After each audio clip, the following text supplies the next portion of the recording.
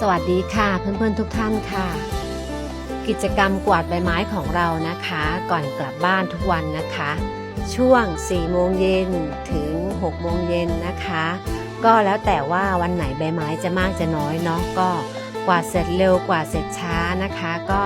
อนุโมทนาบุญร่วมกันนะคะไปอยู่วัดก็ได้ช่วยงานวัดทุกวันนะคะแล้วก็ได้ปฏิบัติธรรมด้วยนะคะได้ขัดเกลาจิตใจทุกวันนะคะท่านใดสะดวกนะคะก็เรียนเชิญนะคะชวนเชิญนะคะมา